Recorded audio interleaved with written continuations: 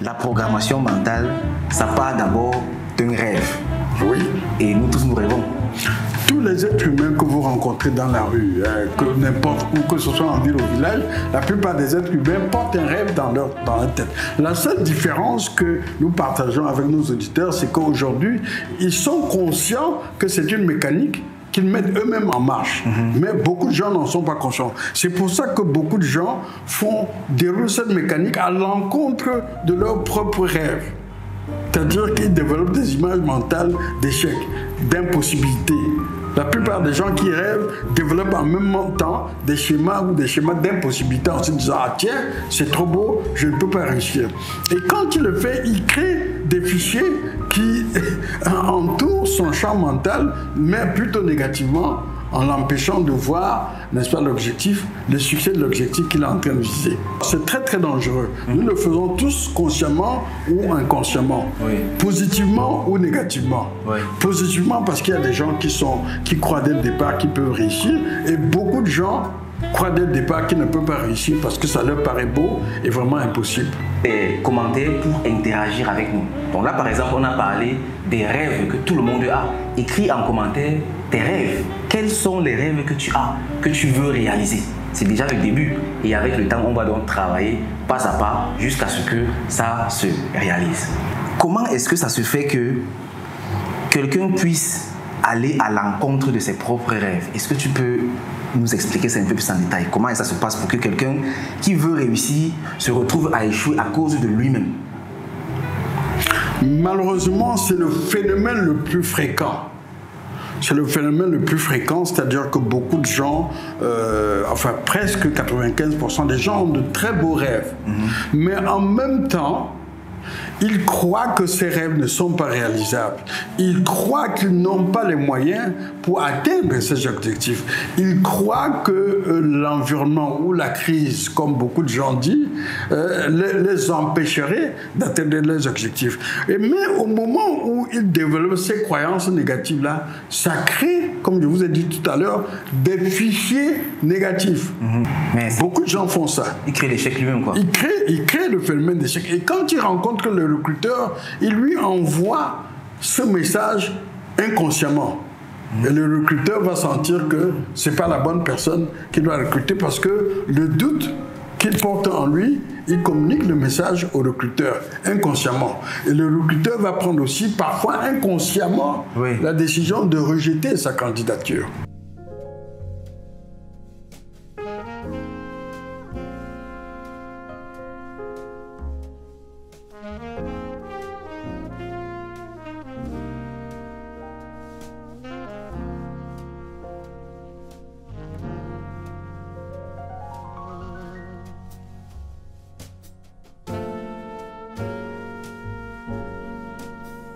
Ça veut tout simplement dire que plusieurs personnes ici d'ailleurs s'auto-flagellent. C'est un peu comme si quelqu'un prend lui-même la chicotte et il se fouette avec. Dans notre mental, on peut créer notre réussite, mais on peut aussi créer notre échec. Bien sûr. Et là maintenant, bon, je fais donc comment pour éviter d'avoir des pensées qui vont me faire échouer? Permettez-moi de faire un petit ajout, hein, parce que ça risque de culpabiliser beaucoup de gens, ce que je dis là. Ça peut culpabiliser beaucoup de gens. C'est le lieu d'ajouter qu'en fait, beaucoup de gens réfléchissent négativement, pas parce qu'ils le veulent, parce que l'environnement, vous avez beaucoup d'émissions de radio ou de télévision qui parlent négativement de notre environnement, des affaires, de la crise, des guerres, des problèmes de risques sociaux. Et beaucoup de gens qui regardent ces émissions, qui lisent ces messages, les intègrent et les associent à leur propre vision. Et à partir du moment où ces émissions, où ces événements leur font peur, ça crée des schémas négatifs. Et c'est ces schémas-là qui bloquent inconsciemment, dont souvent eux-mêmes ne savent pas ce qui les bloque, alors que c'est ce qu'on appelle les pesanteurs du milieu social qui les bloque. Il faut que les gens comprennent que dans le milieu où ils vivent, il y a un adage qui dit « dis-moi qui tu es et je te dirai qui tu es ». Parce que les gens que nous fréquentons, les milieux que nous vivons, les informations que nous absorbons tous les jours peuvent contribuer à créer le fichier, soit positivement, soit négativement. En gros, ça veut dire qu'un enfant, par exemple, qui est né dans une famille où les parents ont une façon de penser positive, où les parents encouragent les enfants à lire des livres intéressants, a beaucoup plus de chances de réussir. A beaucoup plus de chances, qu'un enfant effectivement. Qui naît, où on les tabasse chaque jour, où on les empêche de travailler. Absolument, absolument, monsieur le directeur. Vous avez bien compris. Parfois, ça commence même malheureusement dans l'environnement familial. Il y a des parents qui font des suggestions négatives, mais sans le vouloir. Hein. Maintenant, il faut vraiment préciser que les parents le font sans le vouloir. Ils critiquent les comportements de leurs enfants, ils font des associations, ils font des comparaisons, et finalement l'enfant commence à intégrer ces paradigmes-là comme si c'était les siens, et ça bloque vraiment son processus. Donc merci d'évoquer ça pour les parents qui nous suivent, qui comprennent. Et les parents et parfois des chefs d'entreprise, il y a des chefs d'entreprise également qui créent un environnement très négatif dans leurs entreprises. Ouais. Et ça nuit à la performance de leurs collaborateurs et de leur personnel. C'est pour ça que dans beaucoup d'entreprises, on est soucieux à mettre en place ce qu'on appelle un climat social convivial. Un climat social qui permet, n'est-ce pas, l'évolution ou le sentiment d'appartenance. Et à partir du moment où il n'y a pas ce climat social-là, un fichier négatif se crée au sein de l'entreprise. Et là, c'est très grave parce que le fichier a une puissance très forte parce que c'est un schéma qui concerne l'ensemble du personnel d'une entreprise.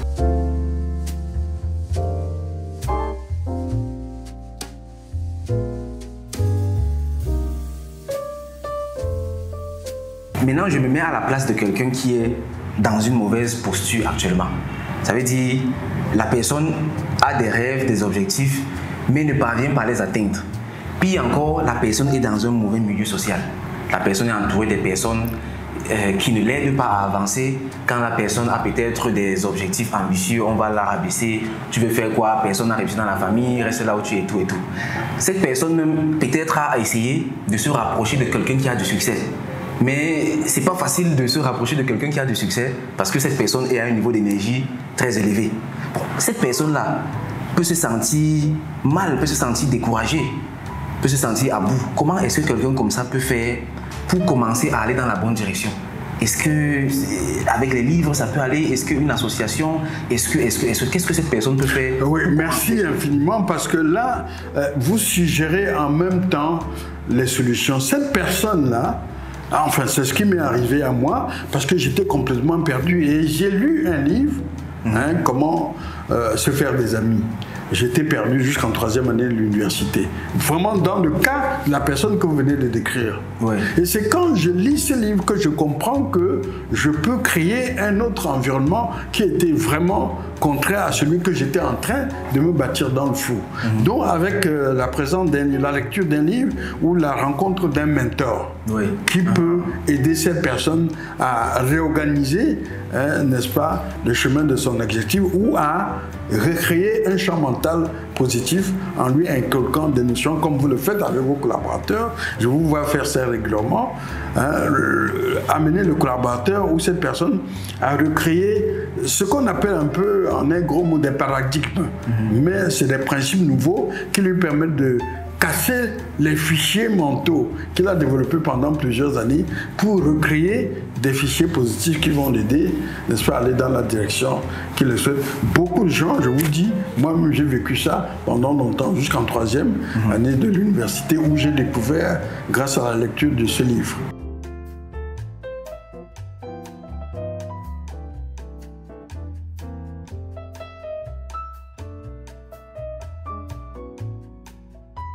Tout le monde peut réussir. Tous les êtres humains ont ces deux facultés de réussir, soit d'échouer. Maintenant, ce que vous faites, c'est amener ceux qui nous suivent à utiliser ces outils pour aller dans le sens de leur réussite et dans le sens de leur rêve. Mais tous les êtres humains ont ces deux facultés, ont le choix. Là, je me retourne vers toi. Docteur Moumi vient de le confirmer, de le dire, tout le monde peut réussir. Donc, avant de continuer, écris d'abord dans les commentaires « Je peux réussir ». Écris dans les commentaires « Je peux réussir ». Ça, c'est une pratique qui est très très efficace. Ça s'appelle de l'autosuggestion. À partir du moment où il écrit « Je peux réussir », ou il le dit, ou qu'il le chante, il influence ou alors il crée de nouveaux fichiers qui vont commencer à le conduire vers la meilleure direction. Tu vois que consciemment ou inconsciemment, beaucoup de choses qu'on fait ont des impacts. Effectivement. Ont des impacts. On va se dire donc, je réussis tout ce que j'entreprends aussi longtemps que possible, autant de fois que possible. Je reprends la même personne que j'ai décrite tout à l'heure, c'est-à-dire celui qui est un peu à bout, il a l'impression que ça échoue de tous les côtés. Comment est-ce qu'il fait pour se programmer mentalement? Il peut commencer par quoi, par exemple? Je veux savoir comment est-ce que je fais maintenant pour commencer maintenant là. Comme vous l'avez bien dit tout à l'heure, monsieur le directeur, pour recommencer et recharger, enfin changer et recharger des fichiers mentaux, vous avez suggéré tout à l'heure qu'il peut commencer par la lecture d'un bon livre de développement personnel qui lui montre comment fonctionne son champ mental et comment il peut influencer son champ mental. Okay. C'est ce que la plupart des jeunes peuvent faire, lire un livre de développement personnel.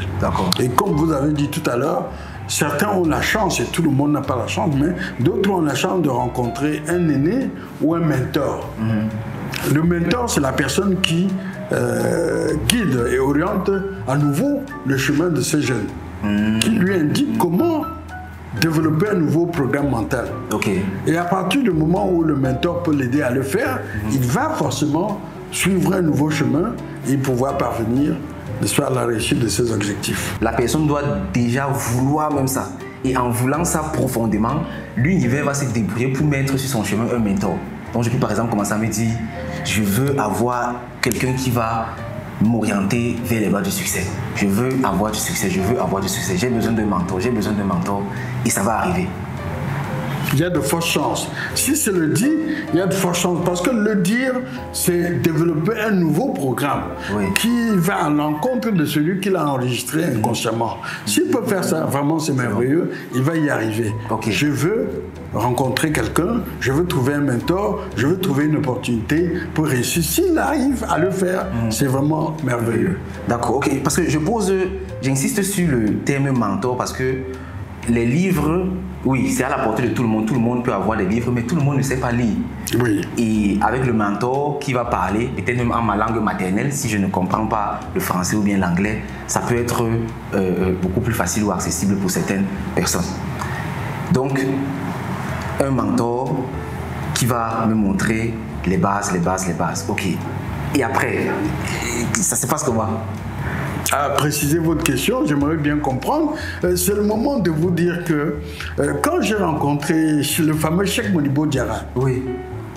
Ah, tu l'as rencontré? Oui, je l'ai rencontré dans les meilleures circonstances de la vie. J'ai eu le bonheur de rencontrer plusieurs leaders.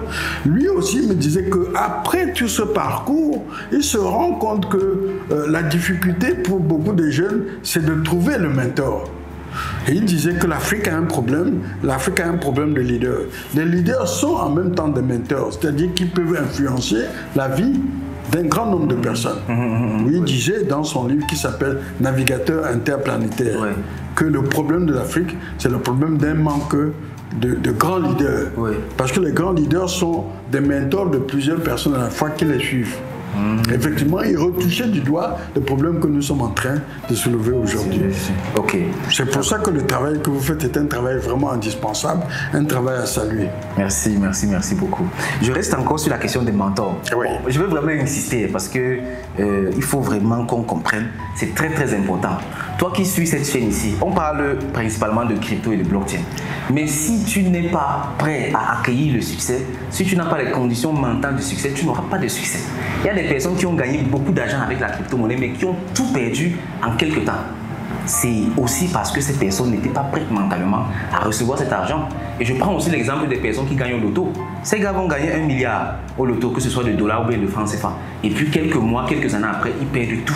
C'est parce que là-dedans, ça ne correspond pas à la richesse. Donc c'est très important de comprendre, de bien écouter ce qu'on fait ici. Et le travail que je suis en train de faire, c'est de poser la même question dans tous les sens possibles. Mais il faut que tu m'aides également dans ça en écrivant tes questions en commentaire. Donc écris tes questions en commentaire et dans les prochaines éditions, on va poser ces questions exactement au docteur Moumi. Quand on dit mentor, est-ce qu'il faut absolument que le mentor soit en face de moi comme on est là actuellement, ou bien je peux avoir un mentor qui soit en ligne ou bien même un mentor qui ne vit plus et qui a laissé ses écrits ou bien ses vidéos? Ah oui, en fait, le mentor, vous faites bien de le préciser parce que tout le monde n'a pas la chance de rencontrer physiquement un mentor. Oui. Mais beaucoup de personnes découvrent leur mentor ou leur modèle à travers les journaux, à travers des livres. Moi, j'ai découvert les miens à travers des livres.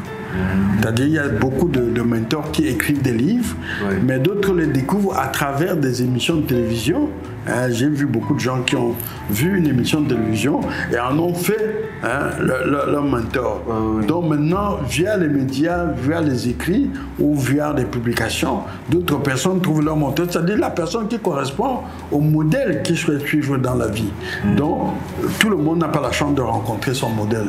Mais aujourd'hui, on a la chance de trouver dans les médias des modèles qui correspondent à ce que nous voulons faire. Tout le monde n'a pas rencontré Bill Gates, ni Zuckerberg, mais beaucoup de jeunes aujourd'hui fondent leurs principes ou leurs mécanismes de réussite sur la vie d'un Bill Gates, sur la vie d'un M. Victor Fosso ou sur la vie, n'est-ce pas, d'un Oprah Winfrey ou d'un Barack Obama qui n'ont jamais rencontré. Donc merci de préciser que ça peut être quelqu'un. Mais maintenant, il faut suivre et vraiment aller creuser dans la vie de ce mentor pour trouver les mécaniques, les méthodes ou les voies qu'ils ont suivies pour se les approprier. Ce n'est pas un chemin facile non plus. Il faut aller creuser dans la vie du mentor pour voir comment il a fait, pour voir comment il a procédé et s'approprier ces procédés, ces mécaniques ou ces principes ou ces pratiques. Est-ce que ça c'est aussi une forme de programmation mentale?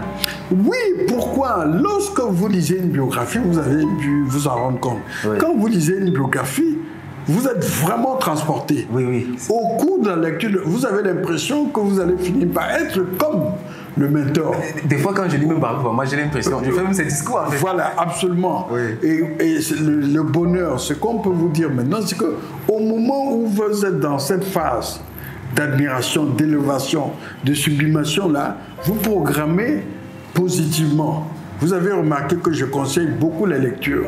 Quand vous êtes dans une phase de lecture d'un bon livre de développement personnel ou la biographie d'un mentor, vous vous rapprochez, plus vous lisez les livres, plus vous rapprochez de la personnalité de ce mentor ou de ce modèle. Ça, c'est un chemin qui est désormais donné à presque tous les étudiants qui nous suivent, parce que les étudiants ont accès aujourd'hui à tous les livres qui sont disponibles dans le monde entier. Et si j'ai bien compris, ça permet même d'éviter certaines erreurs ou bien d'éviter de trop tituber. Ça veut dire que si je sais déjà que je veux avoir du succès dans la crypto-monnaie par exemple, je veux ressembler à Changpeng Zhao par exemple, le gars de Binance, ou bien à Michael Saylor, le gars de MicroStrategy, je peux tout simplement regarder tout ce que ce gars fait et m'imprégner de ça. Et essayer de vous imprégner ou de vous approprier les méthodes ou les pratiques de ce mentor-là. Et plus vous le faites, et plus, heureusement, Dieu nous a donné cette mécanique intérieure qui reprend. Je vous ai dit au départ, si vous êtes concentré, si vous admirez un mentor,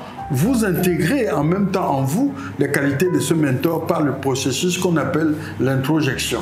L'introjection. Oui, c'est pour ça que vous allez voir dans la plupart des bureaux des grands leaders des images d'autres grands leaders. Parce qu'ils ont passé des années à admirer ces leaders-là, à regarder ces images et à se poser des questions sur les cheminements qu'ils ont empruntés. Et à force de se poser des questions, Dieu merci, cette mécanique d'introjection fait que vous appropriez les qualités de ces mentors. Moi, j'ai fait ça aussi, mais je ne savais pas que c'était comme ça. Beaucoup de gens le font sans le savoir. Ils font ça comme M. Jourdain faisait de la prose. Mais même quand on est petit, il y avait une tendance là quand on était petit, c'était les posters dans les chambres. On passait le temps à coller. Absolument. Un jeune m'a appris que Eto'o Fils, notre grand joueur, notre icône, quelqu'un m'a appris que lorsqu'il était jeune, il avait plein de photos de l'équipe de Barcelone. Je n'ai pas été vérifié, mais ça me semble vrai. Parce qu'en fait, on se rend compte que c'est dans cette équipe qu'il a donné vraiment le meilleur de sa personnalité de footballeur.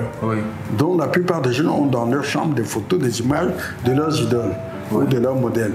Et à force de les admirer, de les suivre, ils captent petit à petit les qualités de ces modèles-là. Tout ça est lié en fait parce que quand on a par exemple les livres qu'on lit, quand on a un mentor qui a déjà atteint ce qu'on veut atteindre, quand on colle peut-être les posters, ça concourt à nous maintenir dans un environnement qui nous qui correspond à ce qu'on veut. Absolument, c'est la belle façon de créer soi-même son environnement, avoir les images, les photos, les livres des personnalités que nous admirons. C'est la meilleure façon vraiment de ne pas se fourvoyer. Et d'être concentré sur les principes qu'eux, ils ont utilisés. Vous avez vu, je vous ai dit, le livre de Dale Carnegie, je ne peux pas vous dire ce que j'ai obtenu avec les principes simples de ce livre. Je vous ai dit à peu près 75% de ce que j'ai fait dans ma vie.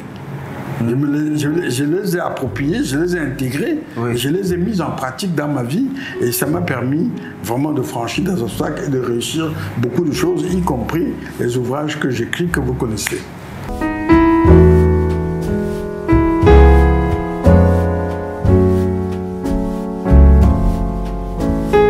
Des questions, il faut les écrire en commentaire parce qu'on aura Dr Moumi en invité et avec des questions, on pourra donc comme ça orienter le débat. C'est très important ici parce que nous sommes en train de parler de ta vie, nous sommes en train de parler de ton avenir.